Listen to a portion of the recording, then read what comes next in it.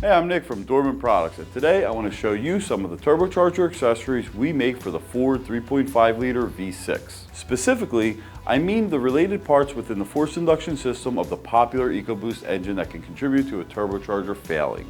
The EcoBoost is basically synonymous with Ford these days. These engines make impressive power and are used in some of the most common vehicles on America's roadways.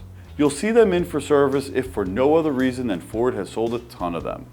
Turbocharger system replacement is reasonably common on these too, in part because there are so many that see use in severe service. You can find the trusty EcoBoost in the Taurus and Explorer, both super common government, fleet, and rental vehicles. Perhaps most often you'll see them in service as police cars, which aren't exactly treated gently. Long idle times and aggressive acceleration during pursuit can really tax the engine's oil ability to lubricate, and the turbo is often the victim. If you find yourself replacing a turbo that's no longer functioning, you'll naturally want to replace a few other items while you're in there to give the new unit a fighting chance at surviving. This is where Dorman comes in. We offer some parts like oil and coolant feed and return lines. Being a V engine with both feed and return lines for oil and coolant on two heads, there are quite a few lines that could be holding metal bearing oil. Replacing them is usually easier than trying to flush them clean. And can you really ever know if you got everything out?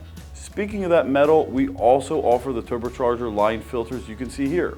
If metal debris took out a turbocharger, obviously you'll want something like this to ensure contaminants don't make their way into the new unit while you're installing it.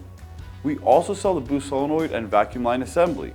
High underhood temps can make those nylon lines brittle, and the pinch fittings on there are plenty easy to crack, as I'm sure most of you have found out the hard way.